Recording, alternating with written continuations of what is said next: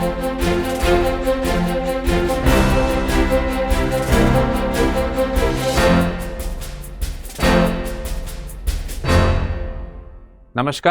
Study IQ IAS Hindi में आप सभी लोगों का बहुत बहुत स्वागत है। और ये है मुद्दे की बात प्रोग्राम। और इस प्रोग्राम में आज हम जिस मुद्दे पर चर्चा करने वाले हैं वो NCRB के द्वारा जो क्राइम रिपोर्ट प्रस्तुत की गई है उससे संबंधित आंकड़ों के विषय में है, और उसका हम एक डीप एनालिसिस आज के इस सेशन में करेंगे।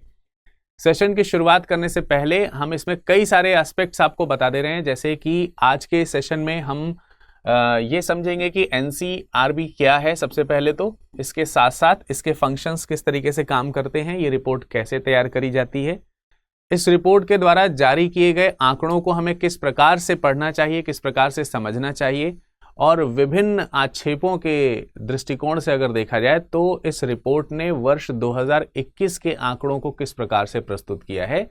कई जगहों पर वर्ष 2020 के साथ इसकी तुलना हमें होते हुए दिखाई देती है।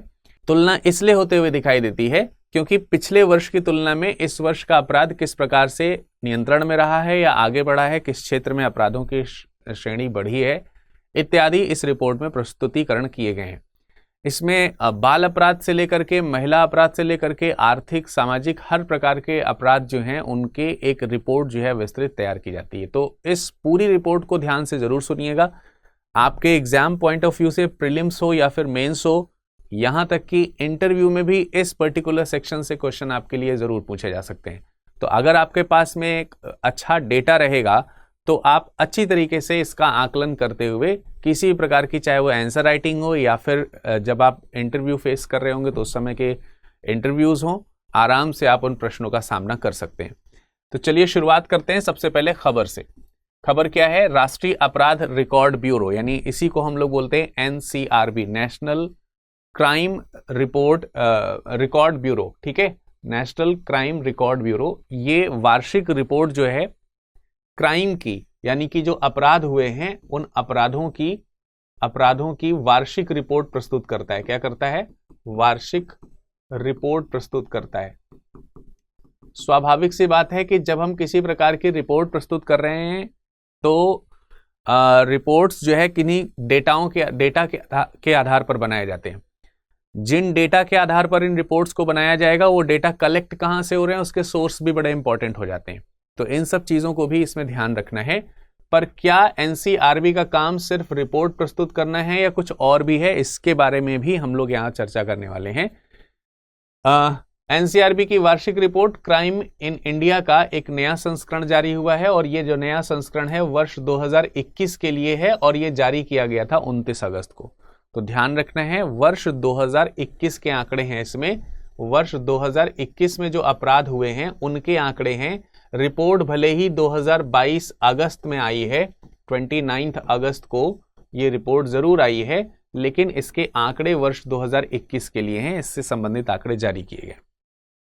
ये जो पर्टिकुलर संस्था है या ये जो रिपोर्ट बनाने का जो काम है ये गृह मंत्रालय के अधीन किया जाता है। ओवरऑल देखा जाए तो इस बार यानी कि वर्ष 2021 की जो रिपोर्ट आई है उसमें 7.6% अपराधों की गिरावट दर्ज की गई है। और जैसे ही यहां पे बात आती है कि अपराधों में गिरावट दर्ज की गई है तो एक आम आदमी के मन में क्या विचार जाते हैं कि इसका मतलब प्रशासन जो है थोड़ा सुनियोजित हुआ होगा, शायद अब हम ज्यादा सेफ हैं पिछले साल की तुलना में, या फिर एक हम सिक्योरिटी की भावना जो है वो फील करना शुरू कर देते हैं, चलो अपराधों की संख्या थोड़ी कम हो रही है। मंशा हम सब की यही होती है, स्वाभाविक सी बात है, हम भी यही चाहते हैं कि हमारे राष्ट्र में अपराधों की संख्या कम हो और हम सुरक्षित राष्ट्र के नागरिक बन सकें। लेकिन अगर रिपोर्ट NCRB की आप देख रहे हैं और उसमें यह स्टेटमेंट लिख रहा है कहीं पर कि 7.6% की गिरावट दर्ज हुई है, तो क्या वास्तव में पहले की तुलना में अपराध कम हुए हैं या पहले की तुलना में सुरक्षा बढ़ी है? किस प्रकार से इसको देखा जा सकता है, ये एक बहुत सोचनीय विषय है, सोचने का विषय है कह सकते हैं। ऐसा नहीं है कि जैसा लिखा है शब्दशः वैसा ही हमें फीलिंग आए, लेकिन आम जनता जो है अगर देखेगी या फिर आप साधारण तौर पर इसे समझने का प्रयास करेंगे तो आपको लगेगा कि हाँ अब तो रिपोर्ट ठीक है। प्रति लाख जनसंख्या, अच्छा रिपोर्ट जो है उसमें जैसे कोई भी अपराध दर की जब बात करी जा रही है, अब वो अपराध दर चाहे वो मान लेते हैं अपहरण की दर हो, मान लेते हैं कि आत्महत्या की दर हो, ठीक है, आत्महत्या की दर है। तो जहां कहीं भी दर यानी कि रेट ऑफ क्राइम की जब बात करी जा रही है तो वो प्रति लाख जनसंख्या पर आधारित है। ये भी आपको एक पॉइंट ध्यान रखना है, ठीक है। तो एक चीज तो ये है कि 7.6% की गिरावट दर्ज करी गई है अपराधों में पिछले वर्ष की तुलना में। पिछले वर्ष का मतलब हो गया वर्ष 2020 की जो रिपोर्ट आई होगी उसकी तुलना में वर्ष 2021 की जो ये रिपोर्ट आई है 2022 में, उसमें इसकी तुलना में 7.6% क्या है दर्ज करी गई है, गिरावट दर्ज करी गई है। तो इन सब मामलों को ध्यान में रखते हुए, इन सब चीजों को ध्यान में रखते हुए ये भी हमें समझना है कि जब अपराध दर की बात करी जाएगी तो प्रति लाख जनसंख्या पर यह दर है, और ये कितनी है, 487.8 से घट करके 445.9 हो गई है। तो इसी आधार पर आप देख सकते हैं कि ये गिरावट यहां पर दर्ज करी गई है। तो गिरावट दर्ज होने का मतलब समझ में आ गया है आपको, हाँ या नहीं? ठीक है, एक बार जरूर बताइएगा कमेंट सेक्शन में कमेंट करके।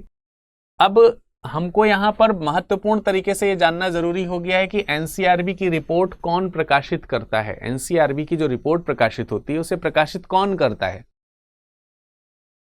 कौन उसे इशू करता है, इसके बारे में हम जानकारी लेंगे। लेकिन इसकी जानकारी के लिए हमें एनसीआरबी के बारे में थोड़ा जानना पड़ेगा। आइए सबसे पहले उसी के बारे में जानते हैं। एनसीआरबी की स्थापना का वर्ष जो है वो 1986 है, और ये जो एनसीआरबी है ये गृह मंत्रालय के अधीन कार्य करता है, ठीक है, होम मिनिस्ट्री के अधीन कार्य करता है। ये 2 पॉइंट हैं जो महत्वपूर्ण तरीके से आपको ध्यान रखने। वैसे भी इस तरीके की जितनी भी चीजें होती हैं सुरक्षा से संबंधित, राज्य और केंद्र की सुरक्षा से संबंधित जो भी चीजें होती हैं वो गृह मंत्रालय के अधीन ही आती है। अब अगर हम इसके काम की बात करते हैं तो एनसीआरबी क्या काम करता है, एनसीआरबी का क्या किस प्रकार का कार्य है, उसमें अगर हम देखें तो ऐसा नहीं है कि केवल ये रिपोर्ट बनाता है। ऐसा नहीं है कि आप सोचो कि सर ये रिपोर्ट बनाया है और रिपोर्ट बना करके 2022 में 2021 के आंकड़ों को प्रस्तुत किया अपराध के, ये तो है ही। लेकिन इसके अलावा मैंने कहा ना, एनसीआरबी जो है रिपोर्ट रिकॉर्ड्स जो है वो रखता है। आर का मतलब यहां पर रिकॉर्ड से है, ठीक है, आर का मतलब किससे है, रिकॉर्ड से। और रिकॉर्ड्स जब होते हैं किसी चीज के तो कुछ समय के लिए रखे ही जाते हैं। तो जो रिकॉर्ड्स हैं उनको संकलित करना, उनका कंपाइलेशन करना, अलग अलग सोर्सेस से कंपाइलेशन होते हैं इसके, और कंपाइल्ड होने के बाद उन रिकॉर्ड्स को अपने पास में संरक्षित रखना, यानी कि अपने पास में रखना कुछ समय के लिए, जिससे कि उनको जो है जब जरूरत पड़े तो उसका इस्तेमाल किया जा सके।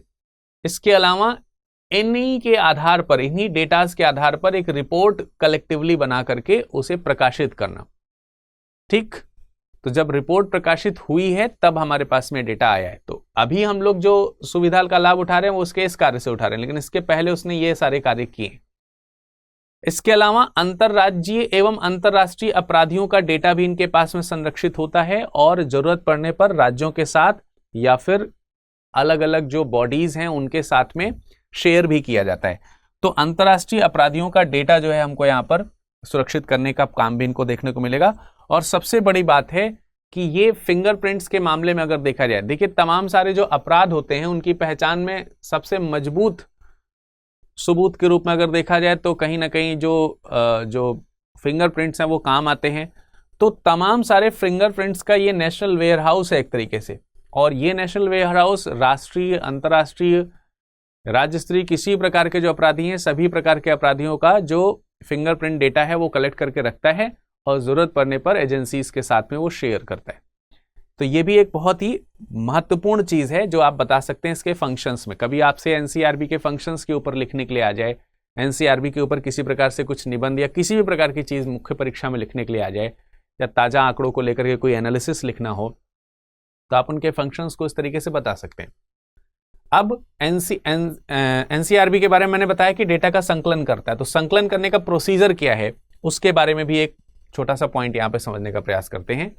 सबसे पहली बात तो है कि देश के 36 राज्य और स्टेट और यूनियन टेरिटरी सबको मिला करके ये डाटा जो है वो प्राप्त होता है, ठीक है। इनके पास में जो डाटा आएगा, इनके पास में जो सूचना आती है वो देश के हर कोने से आती है, आप ऐसे समझ लीजिए, हर जगह से सभी राज्य और यूनियन टेरिटरी से ये डेटा कलेक्ट करते हैं।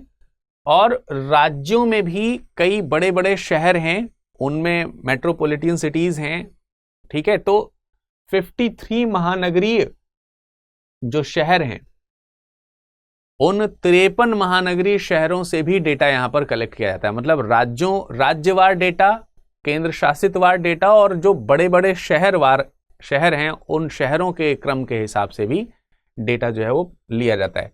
10 लाख से अधिक जनसंख्या वाले शहर के अंतरराज्यीय अपराध ब्यूरो द्वारा संरक्षित किया जाता है डेटा। मतलब जब डेटा कलेक्ट किया जा रहा है तो जो बड़े शहर हैं, बड़े शहर का मतलब यहां पर कितने बड़े शहर को लिया जा रहा है? 10 लाख या उससे अधिक जनसंख्या, 10 लाख या अधिक जनसंख्या वाले जो राज्य हैं, अधिक जनसंख्या वाले राज्य, ठीक है, अधिक जनसंख्या वाले जो राज्य हैं, इन सब के यहां पे जो अंतरराज्य स्तरीय अपराध ब्यूरो हैं, भाई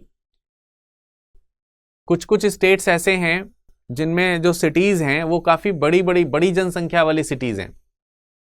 जैसे मुंबई की बात कर लेते हैं, कानपुर की बात कर लेते हैं, दिल्ली की बात कर लेते हैं, बेंगलुरु की बात कर लेते हैं। ये बड़ी जो सिटीज हैं, इनमें इंटर स्टेट अपराध ब्यूरो जो है वो उनके माध्यम से एनसीआरबी जो है वो उनके डेटा को कलेक्ट करता है। ठीक है, तो किसके माध्यम से कलेक्ट कर रहा है? अंतरराज्य स्तरीय अपराध ब्यूरो के माध्यम से। ठीक है, ये चीज हमको ध्यान रखना है। तो एक सोर्स हमारा ये भी है, अलग राज्यों से वो कलेक्ट करते ही है। इसके अलावा अगर हम देखा जाए तो जब भी कोई अपराध होता है तो आप जानते हैं सबसे पहले कौन काम आता है? पुलिस काम आती है। तो पुलिस के द्वारा जो डेटा रिकॉर्ड किया जाता है वो डेटा, फिर उसके बाद पुलिस स्टेशन में जो डेटा गया है वहां उसे वेरीफाई करके जो डेटा निकलता है वहां से भी डेटा कलेक्ट होता है। उसके अलावा ये जो डेटा है, देखिए इसका जो हायरार्की क्रम है वो एनसीआरबी तक कैसे पहुंचता है, एनसीआरबी फाइनली अपनी रिपोर्ट में उसे कैसे इंक्लूड कर रहा है। पुलिस के माध्यम से पुलिस स्टेशन में, पुलिस स्टेशन के बाद उसे जिला स्तर पर एक तरीके से कह सकते हैं रिफॉर्म किया जाता है। जिला स्तर पर तमाम सारे अंतरराज्यीय अपराध ब्यूरो और भी होते हैं तो वो भी इसको रिफॉर्म करते हैं। उसके बाद राज्य स्तर पर इसकी जांच होने के बाद ये राज्यों से डेटा कलेक्ट कर लेता है एनसीआरबी, और डेटा कलेक्ट करने के बाद उन्हें जो है फिर फिल्टर लगा करके अपनी रिपोर्ट में प्रस्तुत करता है। तो एक देख सकते हैं कि पूरा का पूरा क्रम है। अपराध वही बात है, जहां अपराध होता है सबसे पहले आप देखते हैं कि वहां पर पुलिस उपस्थित होती है, तो वही सबसे मेन सोर्स हो गया। लेकिन क्योंकि यहां पर कई जगहों पर चीजें छूटती जाती हैं, कई बार डायरेक्टली हम लोग पुलिस स्टेशन में भी चीजें लिखाते हैं, डायरेक्टली हम जिला मजिस्ट्रेट के पास भी जाकर के चीजें लिखाते हैं, अपराध का कुछ सूची वहां पर भी मिलती है। तो अलग अलग जगहों से डेटा जो है संकलित होते रहते हैं और एक क्रम में भी आते रहते हैं। तो आप देख सकते हैं कि इनकी जो रिपोर्ट संकलित करने का तरीका है काफी वाइड है, बहुत ज्यादा कह सकते हैं वाइड है।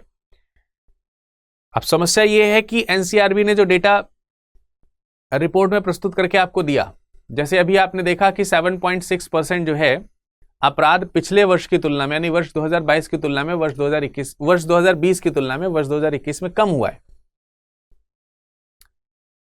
तो हमें तुरंत लग जाता है कि भाई चलो अपराध नियंत्रित हुआ है, पर क्या इसे डायरेक्टली ऐसे ही देखा जाना चाहिए? मसलन अगर किसी, ये तो राष्ट्र के लिए हो गया, मान लेते हैं ये चीज किसी राज्य के लिए, किसी जिले के लिए, किसी पर्टिकुलर सेगमेंट के लिए कही जा रही है। मान लेते हैं कि महिला अपराध दर में कहा गया कि बढ़ोतरी हुई है किसी पर्टिकुलर राज्य में, तो क्या हमें ये मान लेना चाहिए कि वहां की सरकार फेल हो गई है, या फिर हमें ये मान लेना चाहिए कि सच में वो जगह असुरक्षित हो गई है महिलाओं के लिए? या यूं कह दिया जाए कि फला राज्य में या फला कह सकते हैं शहर में कम अपराध हो रहे हैं महिलाओं को लेकर के, तो क्या वो जगह या राज्य महिलाओं के रहने के लिए सुरक्षित हो जाती है? तो यहां पर एनसीआरबी स्वयं इस चीज को एडमिट कर रहा है कि जिस प्रकार से डेटा प्रस्तुत हो रहे हैं उसके प्रथम दृष्टया जो मीनिंग निकलते हैं, कोई जरूरी नहीं कि उसके मीनिंग वैसे ही निकले। ये स्वयं एडमिट किया गया है एनसीआरबी की रिपोर्ट्स की तरफ से। इसलिए एनसीआरबी ये बताता है कि किसी रिपोर्ट का जो प्रस्तुतिकरण हुआ है उसके पीछे की चीजों को हमें समझना चाहिए। डेटा बियॉन्ड जो लिमिट्स हैं उनके ऊपर हमको थोड़ा सा ध्यान रखना है। एनसीआरबी कहता है कि हमारी कुछ सीमाएं होती हैं, और जब सीमाएं हैं तो स्वाभाविक सी बात है कि जो रिपोर्ट प्रस्तुत करी गई है वो एक हद तक प्रस्तुत करी गई है। उसके ऊपर आप 100% जाकर के जैसी चीज लिखी है वैसा ही विश्वास नहीं कर सकते। उसके पीछे और आगे की चीजों को समझना जरूरी है। समझ विकसित करके ही आप डेटा को अंडरस्टूड कर सकते हो। एनसीआरबी ने बताया कि प्रिंसिपल ऑफेंस रूल जो है वो कई बार काम करता है। प्रिंसिपल ऑफेंस रूल क्या है? प्रिंसिपल ऑफेंस रूल इस प्रकार का फिल्टर होता है एक तरीके से कि जब कभी कहीं पर अपराध लिखा जा रहा है अपराध का डेटा रिकॉर्ड किया जा रहा है, तो कई बार अपराध एक ही समय में कई सारे अपराध होते हैं। जैसे मान लेते हैं कि पहले चोरी भी हुई, फिर मान लेते हैं कि चोरी हुई, फिर हाथापाई हुई, चोर पकड़ा गया या फिर जो भी कुछ लेकर के उसमें हाथापाई हुई, फिर उसमें छीना झपटी भी हुई, उसमें मान लेते हैं कि महिला इंक्लूड है तो उसके साथ अभद्रता भी की गई, फिर उसके बाद हत्या भी हुई। तो एक कह सकते हैं कि बहुत सारे अपराध एक ही बार में हो गए, एक ही जगह पर हो गए। तो ऐसे में ये रिपोर्ट में आपने देखा कि चोरी की भी ये रिपोर्ट होनी चाहिए थी, चोरी का भी एक डेटा होना चाहिए था, मारपीट का भी डेटा होना चाहिए था, है ना। इसके बाद महिला से जो छेड़छाड़ करी गई है वो भी एक होना चाहिए था डेटा।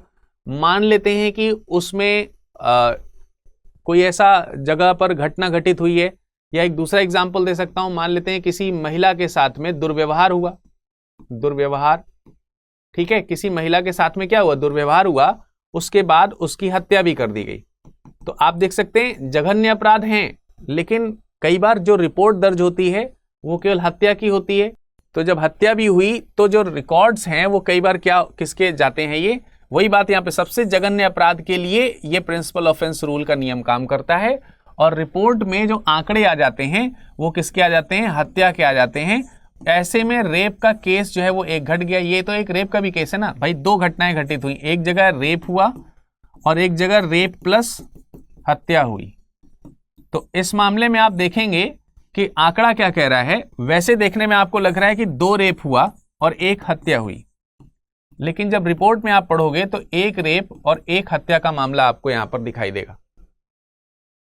तो ऐसे में हो सकता है कि किसी राज्य में लगातार रेप के बाद हत्या के मामले बढ़ते जा रहे हैं, तो फाइनली उस स्टेट के लिए लिखा गया कि हत्या के मामले बहुत तेजी से वहां बढ़े हैं, और उसी राज्य के लिए लिख दिया जाएगा कि यहां पर रेप के मामले जो है वो कम हुए, क्योंकि हत्या प्लस रेप प्लस हत्या, रेप प्लस हत्या, रेप प्लस हत्या, तो 3 हत्याएं हो गई, लेकिन रेप एक भी नहीं हुए। रिपोर्ट में रेप जो है वो एक भी नहीं हुए। तो वही मैं आपको बताना चाह रहा हूं कि जो एनसीआरबी की रिपोर्ट है इसकी अपनी सीमाएं हैं। इसमें जो रिपोर्ट में कही गई बात है उसे एज इट इज नहीं समझना है, उसके फैक्ट्स को भी समझना चाहिए। ये स्वयं एनसीआरबी भी कह रहा है। इसका मतलब ये नहीं है कि वहां पर अगर अब स्वाभाविक सी बात है कि ऐसी जगहों पर लिख दिया जाएगा कि हत्या ज्यादा हो रही है, रेप कम हो रही है, तो माना गया कि वहां पे महिलाओं के रहने की जगह सुरक्षित है क्योंकि वहां रेप तो नहीं हो रहे या महिलाओं के प्रति दुर्व्यवहार तो नहीं हो रहे। ऐसा नहीं है, ठीक है। तो इस चीज को हमको थोड़ा सा ध्यान रखना है। रिपोर्ट केवल स्थानीय, अच्छा एक तो ये बात है जिसकी वजह से ये प्रभावित होता है डेटा। दूसरा, रिपोर्ट केवल स्थानीय स्तर पर प्रस्तुत किए गए डेटा को संकलित करती है। अब स्थानीय स्तर पर प्रस्तुत किए गए जो डेटा है उन्हें मैनिपुलेट भी कई बार कर दिया जाता है, कई बार लिखा ही नहीं जाता है, अपराध होते हैं लेकिन लिखा नहीं जाता है। तो ऐसी स्थिति में भी आप ये नहीं कह सकते हैं कि रिपोर्ट बहुत ज्यादा स्ट्रांग है। रिक्तियों या पुलिस अधिकारियों की जांच की कमी की वजह से डेटा में बाधा आती है। अपराध होते हैं, पुलिस होती नहीं है, या फिर अपराध लिखने वाले लोग होते नहीं है, और ऐसे में भी रिपोर्ट कलेक्ट नहीं हो पाती। अपराध तो होते हैं, रिपोर्ट कलेक्ट नहीं हो पाती। फाइनली जब रिपोर्ट बनती है तो क्योंकि अपराध लिखा नहीं गया है इसलिए रिपोर्ट में भी नहीं आया। फिर हमारे सामने आंकड़ा यह प्रस्तुत किया गया कि फला जगह का क्राइम रिपोर्ट थोड़ा कम है, ग्राफ कम है, तो हमें अल्टीमेटली ये महसूस हुआ कि वहां पर सुरक्षा ज्यादा है या वहां पर प्रशासन तंत्र ज्यादा अच्छे से काम कर रहा है, ठीक है। या फिर हड़बड़ाहट में गलत रिपोर्ट, अच्छा इसमें गलत रिपोर्ट भी आ जाती है। कैसे आ जाती है, ये तो बाधा हो गया। मान लेते हैं कि कोई तात्कालिक आपराधिक घटना घटित हुई। एनसीआरबी ने एक उदाहरण प्रस्तुत करते हुए बताया कि जैसे एक उदाहरण आपने बहुत ज्यादा सुना ही होगा, हमेशा सुनते हैं आप, जैसे दिल्ली में 2012 में एक बहुत ही कह सकते हैं जघन्य अपराध की घटना घटित हुई महिला के खिलाफ। अब उस आपराधिक घटना की वजह से पुलिस तंत्र जो है वो बहुत सख्त हो गया। मेरे पॉइंट को समझने का प्रयास कीजिए। इसको बोला जाता है कि जब ये सारी घटनाएं घटित हुई तो इस तरीके की दूसरी जितनी भी घटनाएं दिल्ली में घटित हुई होंगी, तो एक तो पुलिस और एक जिसके साथ अपराध हुआ, अपराध जिसके साथ घटित हुआ, वो दोनों लोग एक्टिव हो गए उस पर्टिकुलर अपराध को लेकर के। क्योंकि ऐसा अपराध पहले ही फोकस में आ चुका। और इसकी वजह से क्या होता है, क्योंकि ये अपराध पहले नहीं था अगर, और तब ये अपराध हो रहे थे, तो उतना फोकस में नहीं रहती थी, एक्टिव नहीं थे, ना ये जागरूक थे ना ये जागरूक थे, तो कई बार ये रिपोर्ट्स आती ही नहीं थी, दर्ज ही नहीं होती थी। लेकिन जब ये हो गया और जब ये हमें लग रहा है कि इसको न्याय मिलेगा या मिल रहा है या मिल गया के बाद इस तरीके की घटनाएं अगर दोबारा होती हैं तो पुलिस भी एक्टिव है और जिसके साथ ही दुर्घटना घटित हो रही है वो भी एक्टिव है। ऐसे में रिपोर्ट फटाफट दर्ज होनी शुरू हो जाती है। मतलब संदेह होने की स्थिति में भी रिपोर्ट दर्ज होना शुरू हो जाती है। अब संदेह होने की स्थिति में भी जब रिपोर्ट दर्ज होना शुरू हो जाती है तो भले ही वो घटना घटित ना हुई हो लेकिन रिपोर्ट दर्ज हो जाती है। तो ऐसे में आंकड़ों की संख्या बढ़ गई, और जब आंकड़ों की संख्या बढ़ गई तो फिर से अगर कहीं लिख दिया गया कि पर्टिकुलर, जैसे मान लेते हैं दिल्ली के लिए इस रिपोर्ट में आया कि दिल्ली सबसे असुरक्षित है अभी भी महिलाओं के दृष्टिकोण से, तो इसका मतलब ये सच में नहीं है कि दिल्ली असुरक्षित है। अब क्योंकि दिल्ली में इस तरीके की घटनाएं घटी तो इस तरीके के आंकड़े फटाफट उसमें आ गए। हो सकता है कि दिल्ली के अलावा दूसरे राज्यों में भी उसी प्रकार की चीजें घटित हुई हों, लेकिन वहां इतनी जागरूकता नहीं है पुलिस में और जिसके प्रति वो अपराध हुआ है, इसलिए वहां उतनी रिपोर्ट लिखी नहीं गई। हो सकता है कि दिल्ली से ज्यादा असुरक्षित जगह कहीं और हो, लेकिन रिपोर्ट में दिल्ली का नाम आ गया। बात समझ में आ रही कि नहीं? ऐसे भी प्रभावित करती हैं चीजें। दूसरा, अपराध में वृद्धि और पुलिस द्वारा अपराध के पंजीकरण में वृद्धि। अपराध में वृद्धि और पुलिस द्वारा अपराध के पंजीकरण में वृद्धि, इस दोनों में अंतर है। दोनों में क्या है? अंतर है। और इस अंतर के कारण भी ये रिपोर्ट में कभी कभी दिक्कत आ जाती है। कैसे अंतर है? जैसे मैंने बताया कि एक तो मेरे यहां चोरी हुई, यह है अपराध। अब मैंने इस चोरी का कह सकते हैं EFIR लिखा दिया। पहले क्या होता था, थाने में सीधे जाओ तो FIR वो लिखते नहीं थे। अब क्या हो गया? EFIR हो गया। तो EFIR तो सीधा रिकॉर्ड हो गया ना, बाद में पता लगा चोरी तो हुई नहीं थी। तो चोरी अलग चीज है, रिकॉर्ड अलग चीज है। अपराध के पंजीकरण में वृद्धि अलग चीज है। तो पंजीकरण में वृद्धि हो जाने से भी कई बार ये हो जाता है कि भाई इतने सारे अपराध यहां दर्ज करे गए। तो जब अपराधों के दर्ज होने की संख्या ज्यादा दिख जाती है हमें, तो भी हमें घबराहट होने लगती है, यार फला राज्य में तो इतने सारे अपराध दर्ज करे गए हैं। पर कई बार वो अपराध जो दर्ज होते हैं वो उतने सही तरीके के नहीं होते। जैसे मान लेते हैं कि महिला हेल्प डेस्क नंबर है, महिला हेल्प डेस्क नंबर्स दे दिए गए, टोल फ्री नंबर्स दे दिए गए। अब यहां पे फ्रीक्वेंटली जो है रिपोर्ट्स जो है वो दर्ज हो रही हैं, लेकिन उतने अपराध हो नहीं रहे हैं, रिपोर्ट दर्ज हो रही हैं। तो ऐसे में भी ये जो रिपोर्ट है वो थोड़ा सा गड़बड़ा जाती है। इसीलिए यहां पर कहा गया कि एनसीआरबी की जो डेटा है उनकी अपनी सीमाएं हैं, इसलिए इसकी रिपोर्ट को कैसे पढ़ा जाना चाहिए, इसलिए आपको यह भी जानना होगा कि किस प्रकार की चीजें यहां पर रिपोर्ट्स में आती हैं और कैसे आती हैं। तो आई होप को यह पॉइंट आपको समझ में आ गया हो। जनसंख्या की प्रति इकाई अपराध दर की गणना की जाती है, यह मैंने आपको पहले ही बताया है। और वो कितनी बताई थी? जैसे यहां पर शुरुआत में आप देख सकते हैं, मैंने आपको बताया था प्रति लाख जनसंख्या पर बताया था ना। जनसंख्या का निर्धारण वर्ष क्या है? लेकिन 2011 है। मान लेते हैं कि किसी शहर में 10 लाख जनसंख्या जो है वो 10 लाख जनसंख्या 2011 में थी। अब 2022 में रिपोर्ट प्रस्तुत करी गई है और 2021 के लिए करी गई है। तो 2011 में जो जनसंख्या इस शहर की 10 लाख है, क्या 2021 में भी 10 लाख ही होगी? बढ़ गई होगी। लेकिन पहले 10 लाख पे 5 अपराध होते थे तो प्रतिशत अलग आता था। अब वास्तविक रूप में अगर देखा जाए तो अपराधों की संख्या मान लेते हैं 10 लाख पे 5 पहले भी होते थे या 5% पहले भी होते थे। अब भी 5% ही अगर लिखा गया है यहां पर कि पर्टिकुलर राज्य में 5% अपराध हुए हैं, तो वो तो 10 लाख पे नापा गया ना। अब 10 लाख करके पहले तो एक ही 10 लाख था, अब हो सकता है कि वहां पर 10 लाख आ गए हो, तो 10 लाख का 5% है ये, यानी कि 20 लाख का 5%। लेकिन आपको आंकड़ा क्या दिख रहा है? पहले भी 5% था अपराध, अभी भी 5% है अपराध, अपराधों में वृद्धि नहीं हुई। लेकिन वास्तविक रूप में आप देख रहे हैं कि ये 20 का 5% है, वो तो 10 का ही 5% था, अपराधों में तो वृद्धि हुई। फिर वो चाहे प्रतिशत, लेकिन यहां प्रतिशत वृद्धि नहीं दिखाएगा क्योंकि आपने 10 लाख जो है कहां का लिया है, 2011 के लिए, तो काफी पुराना डेटा है। इस वजह से भी जो जनसंख्या का निर्धारण है वो पुराना है, इस वजह से भी यहां पर रिपोर्ट में कई बार आपको इस तरीके की चीजें ध्यान रखनी है।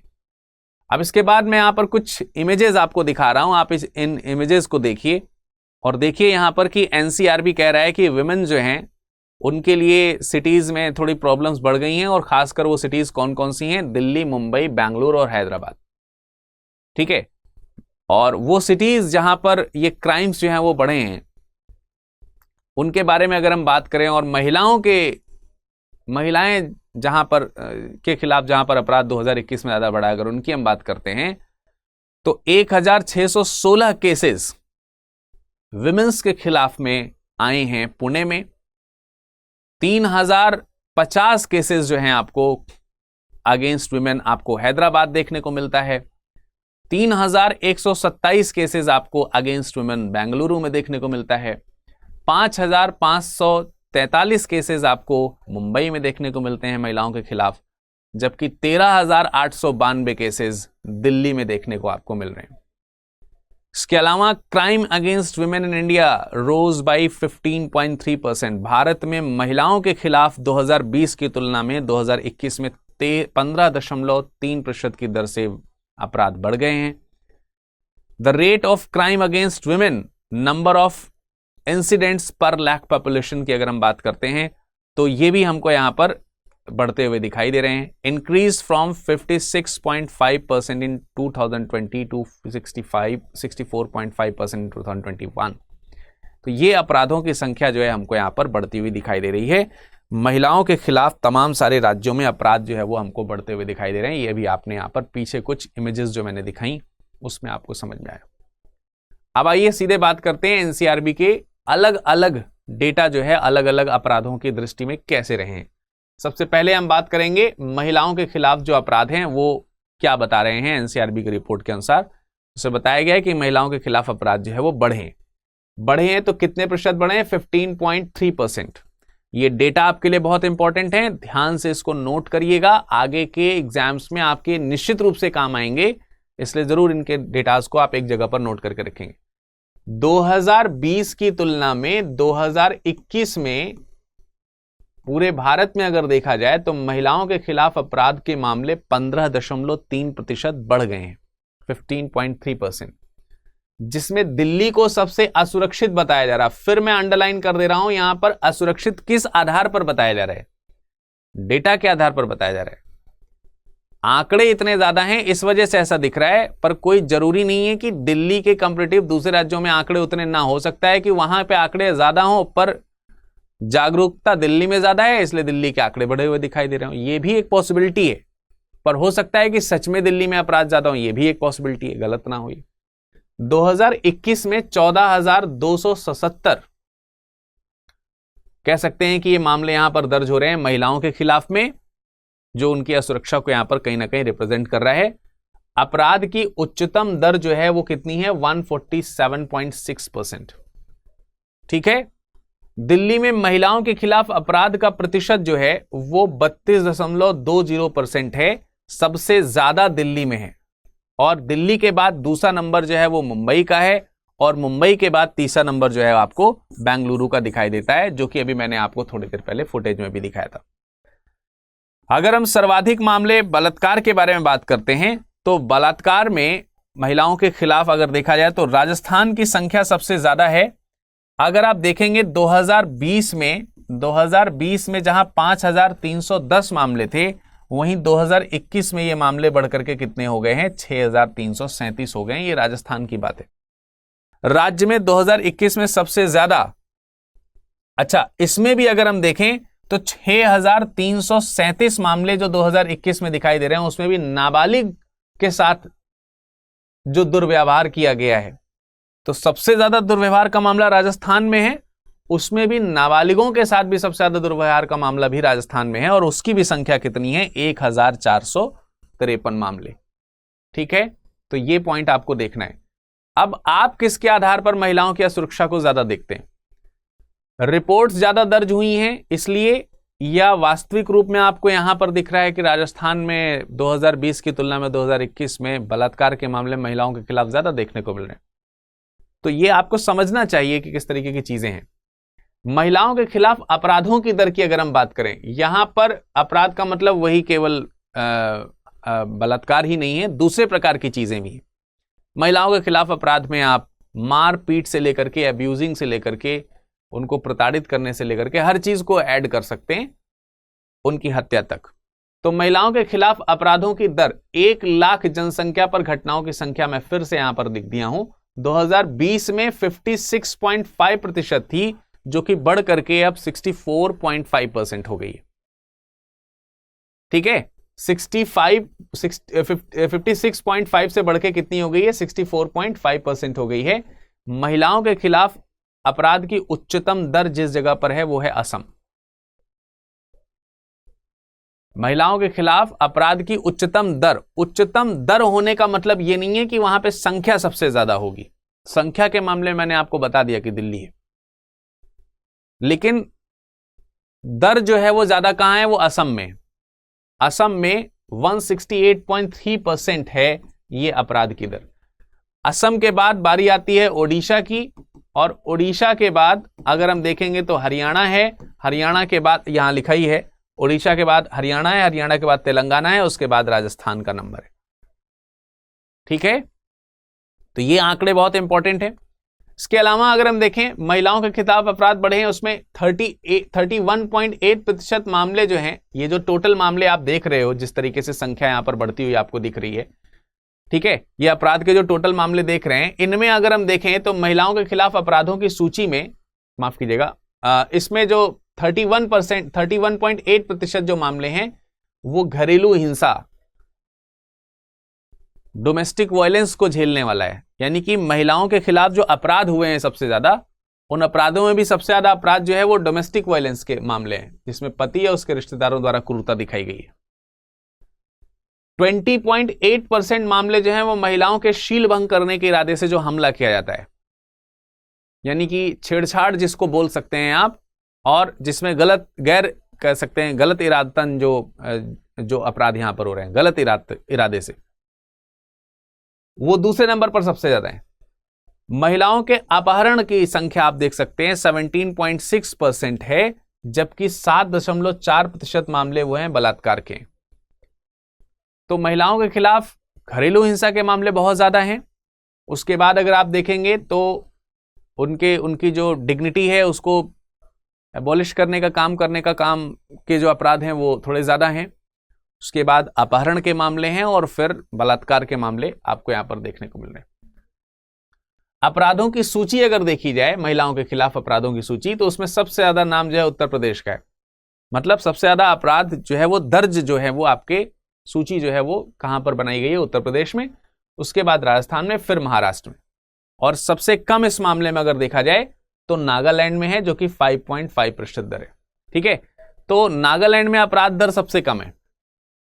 नागालैंड में अपराध की जो दर है वो सबसे कम है, कितनी है? 5.5%। जबकि वहीं पे असम में आप देख रहे थे, असम में महिलाओं के खिलाफ अपराध की दर कितनी है? 168.3% है। तो दोनों में बड़ा अंतर है। पूर्वोत्तर के राज्यों में थोड़ा कम यहां पर देखने को मिला, लेकिन उस मामले में असम पे दर जो है वो थोड़ी ज्यादा है। देश में बलात्कार के मामले 2021 में अगर देखा जाए तो 31,667 थे, जो 2021 में इतने हैं, जो कि 2020 में कितने थे? 28,046 थे। यानी 2020 की तुलना में बहुत ज्यादा बढ़ गए, 31,667 हो गए बलात्कार के मामले। तो ये तो हो गई महिलाओं के खिलाफ अपराध की बात। अब अगर हम आत्महत्या की बात करते हैं, ठीक है, सुसाइड्स की बात करते हैं, तो सुसाइड्स की रिपोर्ट क्या कह रही है एनसीआरबी में? देश में कुल मामले जो हैं 1,64,33 हैं, जिसमें सबसे ज्यादा सुसाइड जो है वो महाराष्ट्र में हुआ है, फिर तमिलनाडु, मध्य प्रदेश, फिर पश्चिम बंगाल। तो आत्महत्या के सबसे ज्यादा मामले कहां रिकॉर्डेड हैं? ये मामले रिकॉर्डेड हैं आपके महाराष्ट्र में। ठीक है, महाराष्ट्र, तमिलनाडु, मध्य प्रदेश और पश्चिम बंगाल, ये 4 नाम आपको ध्यान रखने हैं। आत्महत्या में वृद्धि जो है वो वृद्धि दर अगर देखी जा रही है तो वृद्धि देखी जा रही है तो 7.2% है, जबकि वृद्धि दर अगर देखी जा रही है तो 6.2% है आत्महत्या में। अब अगर हम कारण की बात करते हैं, आत्महत्या के कई सारे कारण हैं, जिनमें सबसे प्रमुख कारण जो है वो करियर बताया गया है। अब जब करियर बताया गया है तो स्वाभाविक सी बात है कि इसमें युवाओं की संख्या ज्यादा हो जाएगी। युवाओं के आत्महत्या के प्रयास बहुत ज्यादा बढ़े हैं करियर को लेकर के। रोजगार ना मिल पाना ये एक बड़ा मुद्दा है, ये इस रिपोर्ट में दिखाया गया है। हालांकि इसके अलावा भी दूसरे कारण हैं। दूसरे कारणों में आप जैसे मान सकते हैं कि जो तमाम प्रकार से कह सकते हैं किसी के खिलाफ कोई अपराध हुआ, उसके कारण उसने आत्महत्या कर ली। कोई जो है किसी प्रकार से कह सकते हैं कि किसी आर्थिक दबाव में है, किसी आर्थिक दबाव में, उसके कारण उसने आत्महत्या कर ली। कई सारे लोगों ने आत्महत्या केवल इस मामले में कर ली कि वो अकेलेपन के कारण उनको आत्महत्या के विचार आए, अकेलापन। और अगर हम देखें तो सबसे ज्यादा करियर के बाद दूसरा सबसे ज्यादा जो मामला है वो अकेलेपन के कारण आत्महत्या का मामला है, लोनलीनेस। इस मामले में जापान बहुत आगे है, शुक्र है कि हम पीछे हैं। और ये लोनलीनेस के कई सारे कारण होते हैं, उसके ऊपर हम फिर कभी चर्चा करेंगे। उसके अलावा अगर देखा जाए तो तमाम सारे लोग किसी पुरानी जो पीड़ा होती है या किसी कोई कह सकते हैं कि पेन होता है, शारीरिक कष्ट होते हैं, उनकी वजह से भी आत्महत्या का प्रयास कर लेते हैं या करते हैं। तो बहरहाल सबसे ज्यादा आत्महत्या के मामले आपको कहां देखने को मिल रहे हैं? महाराष्ट्र में देखने को मिल रहे हैं। अगली रिपोर्ट यातायात दुर्घटना को लेकर के है। यातायात दुर्घटना में देश में लगभग 4,22,659 मामले आपको देखने को मिल रहे हैं और इसमें से 1,73,000 की मौत हो चुकी है। यानी कि 4 लाख में से लगभग 1 लाख या 1.7 लाख लोग जो है उनकी मृत्यु हो चुकी है। काफी बड़ा मामला है। दुर्घटना गंभीर जो है लगभग 50%, लगभग 50% के आसपास गंभीर दुर्घटनाएं यहां पर आपको देखने को मिल रही हैं। यातायात दुर्घटना में सड़क दुर्घटना भी शामिल है, सड़क दुर्घटना के अलावा रेल दुर्घटना भी शामिल है, ठीक है, और दूसरे प्रकार की भी जो यातायात से संबंधित दुर्घटनाएं होती हैं वो सब इसमें शामिल की जाती है। मुख्य रूप से आप इसमें सड़क दुर्घटना ज्यादा देखते हैं। सड़क दुर्घटना इसमें से 1.55 लाख है, यानी इन 4,22,000 में से सड़क दुर्घटना आपको 1.55 लाख देखने को मिल रही है। इस मामले में सर्वाधिक मृत्यु जो है वो उत्तर प्रदेश की सड़क दुर्घटनाओं में है, उसके अलावा तमिलनाडु में है, उसके अलावा महाराष्ट्र में, ठीक है। तो यूपी, तमिलनाडु, महाराष्ट्र, ये जो यातायात दुर्घटना के मामले में मृत्यु दर वाले सर्वाधिक राज्य हैं। सड़क दुर्घटना में मृत्यु का प्रतिशत जो है वो कितना है? 17%। ये 17% वृद्धि है पिछले साल की तुलना में। 2020 की तुलना में 2021 में सड़क दुर्घटना में मृत्यु बढ़ गई है 17%। सर्वाधिक यातायात दुर्घटना अगर हम देखें, ये तो हमने परसेंटेज मृत्यु के हिसाब से देखा। अब अगर हम दुर्घटना के मामलों के हिसाब से देखें तो सर्वाधिक सड़क दुर्घटनाएं आपको तमिलनाडु में देखने को मिल रही हैं, जो कि वर्ष 2020 में 46,443 से बढ़कर के 57,090 हो गई हैं। बहरहाल इतना ज्यादा आंकड़ों तक आप नहीं जाइए, तो केवल मैंने लिख दिया है, आप पढ़ लीजिए। लेकिन अगर आप राज्यों के हिसाब से देखते हैं तो सबसे ज्यादा यातायात दुर्घटनाएं तमिलनाडु, मध्य प्रदेश, उत्तर प्रदेश, महाराष्ट्र और केरल में देखने को मिलेंगी। इसमें सबसे ज्यादा नाम जो है आपका तमिलनाडु का है। रेलवे में 2021 में 17,993 दुर्घटनाएं हुई हैं। रेल दुर्घटना की अगर हम बात करते हैं तो इसमें से 17,993 दुर्घटनाएं रेल दुर्घटनाओं के अंतर्गत शामिल है। इसमें दूसरा महत्वपूर्ण आंकड़ा जो है वो आंकड़ा आपका यूएपीए जो एक्ट है, अनलॉफुल एक्टिविटी प्रिवेंशन एक्ट, जिसको आप यूएपीए एक्ट बोलते हैं, इस मामले से संबंधित एक रिपोर्ट है। इसमें सबसे ज्यादा नाम जो है वो जम्मू कश्मीर का है, अनलॉफुल एक्टिविटीज को लेकर के। अनलॉफुल एक्टिविटी प्रिवेंशन एक्ट के खिलाफ जो रिपोर्ट दर्ज हैं वो सबसे ज्यादा 289 मामले जो हैं वो जम्मू कश्मीर में दर्ज हैं, जबकि ओवरऑल पूरे इंडिया में देखा जाए तो 814 मामले यूएपीए एक्ट के खिलाफ दर्ज किए गए। अब अगर हम उपस्थिति दर्ज करेंगे तो मणिपुर, असम, झारखंड और उत्तर प्रदेश का नाम इसमें आएगा। उसके अलावा मोस्ट इंपॉर्टेंट डेटा आपको यहां देखने को मिलेगा, जिसमें बच्चों के खिलाफ अगर डेटा की बात करी जा रही है, बच्चों के खिलाफ अपराध की अगर बात करी जा रही है, तो बच्चों के खिलाफ भी कई प्रकार के अपराध होते हैं। जिसमें से जैसे मान लेते हैं एक तो बाल श्रम अपराध है, इसके अलावा देखा जाए तो जो बाल विवाह जो है, बाल विवाह जो है ये भी अपराध है। पोक्सो एक्ट के खिलाफ जो अपराध है, जो किशोर होते हैं उनके खिलाफ जो अपराध हैं, इस तरीके के तमाम सारी अपराध की श्रेणियां इसमें देखने को मिलती हैं। अगर हम कुल मामले देखते हैं तो 1,28,531। अभी भी इतने पढ़े लिखे देश में 1,28,000 से अधिक मामले बच्चों के खिलाफ अपराध के देखने को मिल रहे हैं। और इन 1,28,000 में अगर देखें तो 47,221 मामले पोक्सो एक्ट के हैं। पोक्सो का फुल फॉर्म है protection of children from sexual offences, यानी कि छोटे बच्चों के खिलाफ भी यौन अपराध के मामले देखने को मिलते हैं जो पोक्सो एक्ट के अंतर्गत रजिस्टर किए गए हैं। और ऐसे मामले भी 47,221 मामले हैं, ठीक है, जो कि अगर हम देखें तो 36.73% केसेस यही हैं। अब बच्चों के खिलाफ सर्वाधिक अपराध जो है वो कहां हो रहे हैं? वो हो रहे हैं सिक्किम में, जबकि महिलाओं के खिलाफ आपने देखा सर्वाधिक अपराध असम में हो रहे थे। उसके बाद दूसरा नाम जो है वो किसका आ रहा है? मध्य प्रदेश का आ रहा है 66.7% के साथ।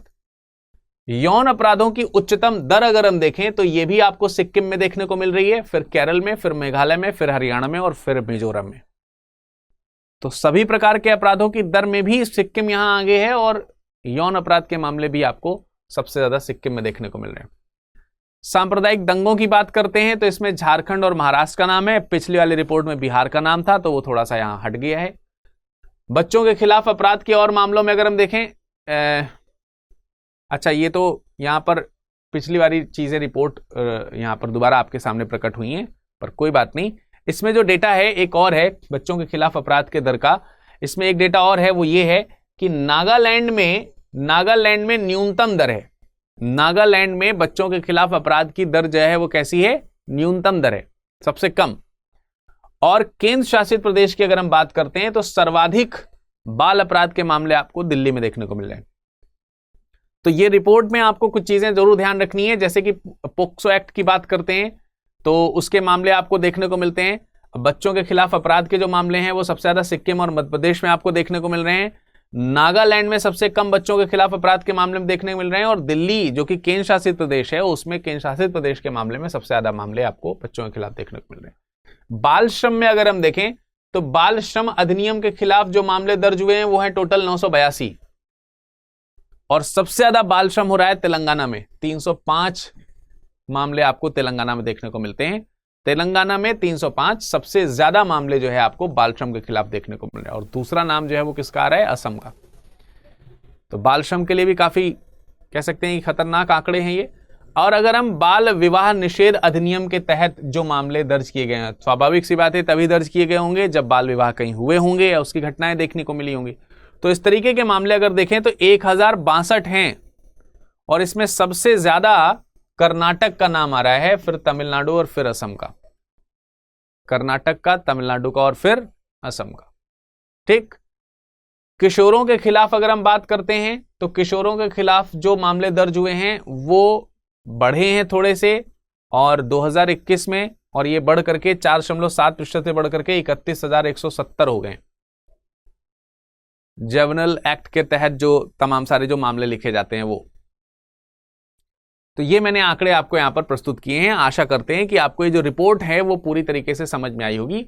इस रिपोर्ट पर आधारित एक प्रश्न है जिसका आप स्क्रीनशॉट ले लीजिए और इसका आंसर मुझे कमेंट सेक्शन में कमेंट करके जरूर बताइएगा। साथ ही साथ आप इस प्रश्न का उत्तर जो है हमारे टेलीग्राम से भी प्राप्त कर सकते हैं। इसके अलावा मुख्य परीक्षा से संबंधित भी एक प्रश्न मैंने आपको दिया है 250 शब्दों में। आप इस उत्तर का लेख भी हमें लिख करके भेज सकते हैं। ये लेख आपको कहां लिख करके भेजना है ये मैं आपको बता दे रहा हूं। ये आपको इस टेलीग्राम ग्रुप पर भेजना है। आप इसे स्कैन कर सकते हो या फिर इसके अलावा आप टेलीग्राम का लिंक भी हमारे साथ में यहां पर है, आप उस पर भी जाकर के भेज सकते हो, या फिर सबसे बढ़िया आप हमें मेल कर सकते हैं virad.dubey@studiiq.com। इस पर लिख करके अपना ईमेल भी हमें भेज सकते हैं। आपके उत्तर जांच करके उसमें संशोधन होने का जो प्रयास होगा वो बताया जाएगा। आशा करते हैं कि आज की इस रिपोर्ट का ये जो कार्यक्रम है ये आपको समझ में आया होगा। मुद्दे की बात में फिर दूसरे किसी नए मुद्दे को लेकर के हम अगले सेशन में फिर हाजिर होंगे आपके समक्ष। तब तक के लिए नमस्कार, धन्यवाद।